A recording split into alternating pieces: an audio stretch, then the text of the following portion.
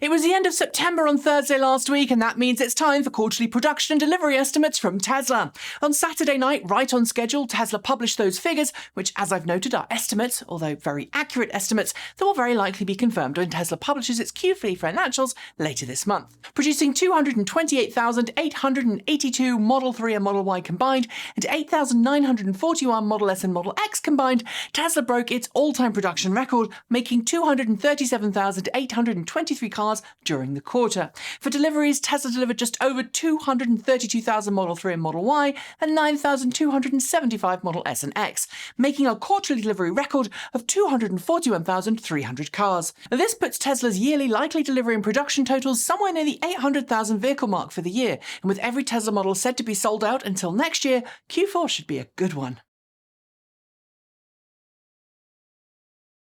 Shortly after Tesla revealed the Tesla Semi to the world back in 2017, rival big-rig company Nikola Motor decided to take Tesla to court for $2 billion. The reason? Nikola alleged Tesla stole the wraparound front window for its Semi, claiming that Tesla infringed 3 patents that it obtained in 2016. These patents describe the way in which various design elements of the Nikola 1 big rig were all tied together.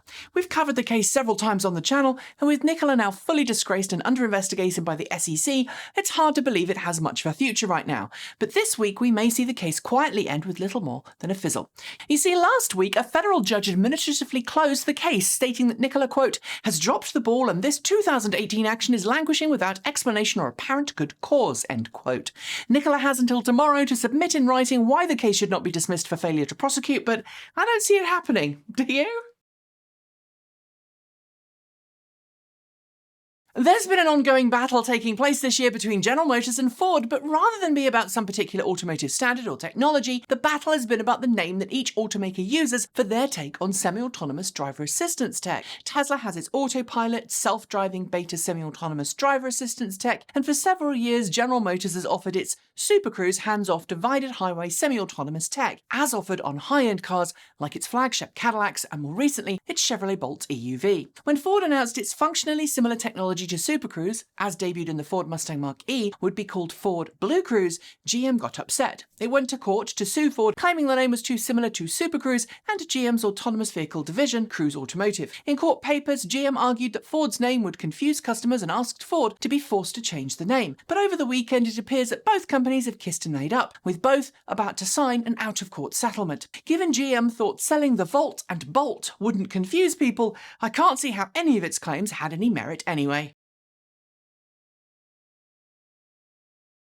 With perhaps the exception of the earliest days of the automobile before Henry Ford invented the production line, electric cars have traditionally always cost a little more to build and buy than internal combustion engine vehicles. And for automakers, that's meant that the profit margins on ICE vehicles have always been a little higher than they've been on electric cars, one of the many reasons cited by auto industry executives, rightly and wrongly over the years, as to why they've not really gone all in on electric. But that's changing. In a recent interview with Reuters, Audi CEO Markus Duesmann stated that he believes Audi is close to the point where it will make as much money as it can from electric cars as internal combustion engine models, stating that he believes Audi's profit margins for EVs will overtake the internal combustion engine cars in the next few years. It shows that economies of scale are really finally coming into play, helped in Audi's case by the shared platforms it uses from parent company Volkswagen AG.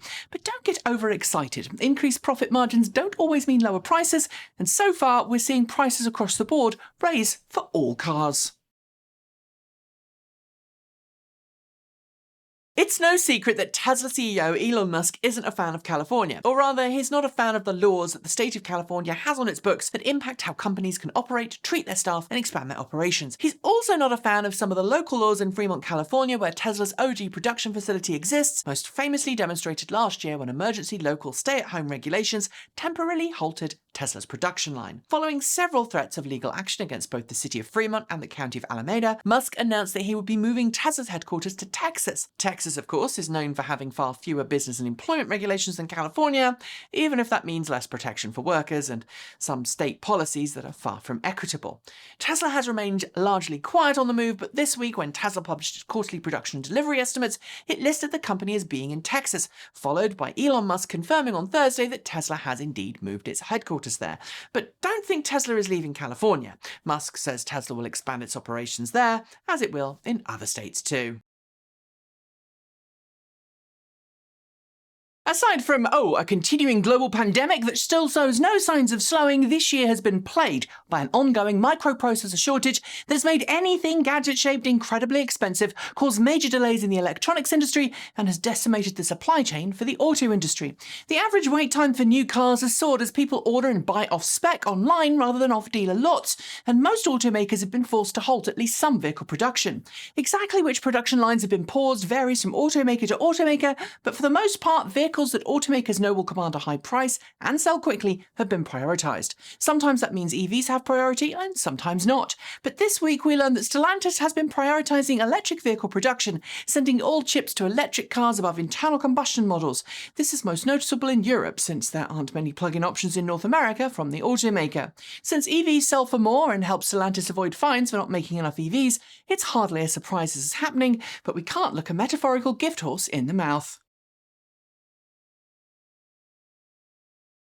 SK Innovation, mortal enemy of LG Energy, has officially spun off its battery production company into a brand new subsidiary called SK On. Despite being accused of stealing LG Energy's trade secrets earlier this year, SK has managed to secure some pretty important battery partnerships in recent months, including with Volkswagen in North America and Ford, that will see it work with each respective automaker to build huge new battery production facilities to supply cells for Volkswagen's North American EV production lines, Ford's new F-150 Lightning pickup, and brand new next-generation vehicles promised by Ford and Lincoln in the future. Spinning off from the parent company not only reduces risk for SK Innovation, but it also means that SK On gains some autonomy from the parent company and can hopefully react a little more quickly to market demands. Right now, SK On says it wants to expand its global production to more than 500 gigawatt-hours by 2030, up from the current production capacity of 40 gigawatt-hours per year. That might sound like a massive goal, but right now, with the auto industry going electric, SK will have no problems finding customers willing to help it execute on its plans.